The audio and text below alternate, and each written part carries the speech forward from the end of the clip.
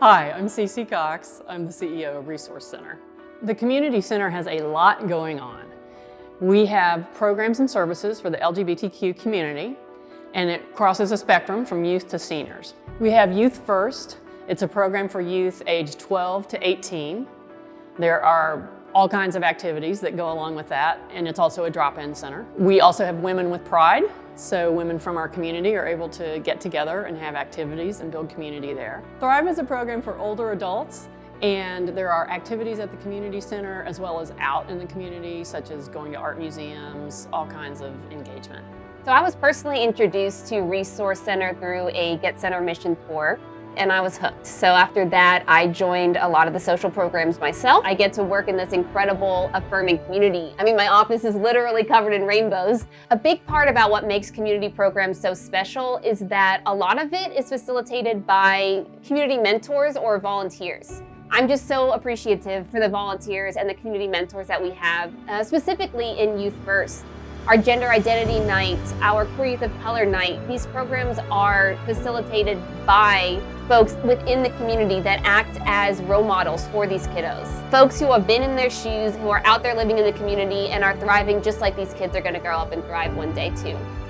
We have behavioral health, so that's mental health counseling. Services are available on an affordable scale, a sliding scale, and we also accept insurance.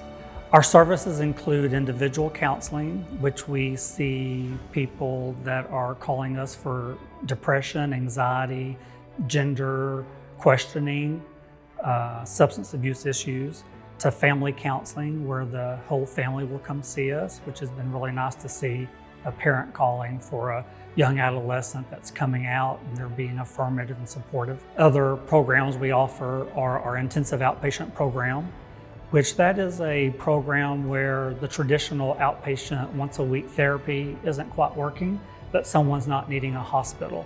So intensive outpatient fits the need for that, where people come 3 days a week for 3 hours, typically for about 6 weeks. We also have support groups that are free. Our history with support groups range from an HIV support group to a gender affirming support group, straight spouse support group, to a crystal meth support group. A lot of what we do in our counseling center is spending time talking with people, just providing that affirmative care over the phone. If we cannot help them in our counseling department or one of our free support groups, we make sure that they're connected with an outside source. Education and advocacy is in the community center, and those folks are presenting information and programs to employers, to elected officials, to all kinds of folks across North Texas and beyond, and we've done a lot of policy work too. I don't want anyone to have to deal with the anguish and emotion that I felt over losing my job simply because of who I loved. And so when the opportunity came up to work here at Resource Center and actually put my voice to use for those other people who have gone through that, this was an easy decision to make. I think the number one issue that we are focused on, and the thing that we get the biggest number of calls and inquiries about in our advocacy program, is support for the transgender community. The trans community still faces high amounts of not only discrimination, but I think prejudice. And you do see businesses and schools and governments wanting more information about how to be more trans inclusive. And that's one of the things that my colleague Leslie does such a terrific job of doing. You can change all the laws you want, but when I go out and speak to large groups, I ask people who are African American, raise your hand if you think the Civil Rights Act of 1964 ended racial discrimination. And they not only don't raise their hands, they laugh because they know it's an absurd notion. Because people are still discriminating because of race today. What you have to do is change the law, certainly to make it illegal, but then the next step is educating to change hearts and minds. And that's where we come in, and it's a continuing effort that we have. Is certainly we want the Equality Act, but then we need to go out and change people's hearts and minds as to who and what LGBTQ people are. I live in Capel, And I just picked up the phone one day and I called and I talked to the mayor there and I said, hey, can we have coffee? And she said, sure. We just sat at a table, drank a cup of coffee, and I said, you know, I was looking online at your employment policy and it doesn't include gender identity, gender expression, or sexual orientation. Could we change that? Because Capel seems to me to be the type of city that would embrace that. And so she referred me over to their city manager, who put me in touch with a deputy, and we changed their employee manual. And now it protects sexual orientation, gender identity, and gender expression. And that was just through making a phone call. We can make change happen by being proactive. And that's the model that we have moved into here at Resource Center, proactively pushing for policies that benefit people who are living with HIV, as well as the broader LGBTQ community.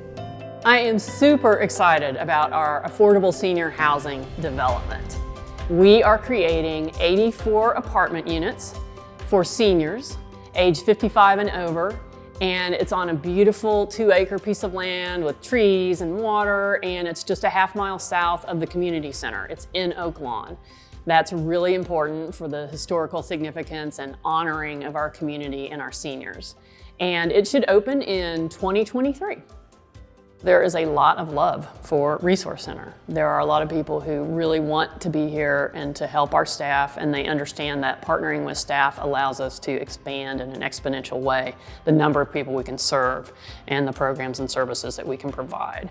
So we are very grateful for our thousands of volunteers. We have quite a few employees who have been clients of Resource Center, and their stories are always amazing and grounding, and I think they're able to see the work we do with a sense of joy and success. People are really dedicated. They really are invested in serving our community. The thing that makes me the most proud of the employees is that they understand that we're here to serve.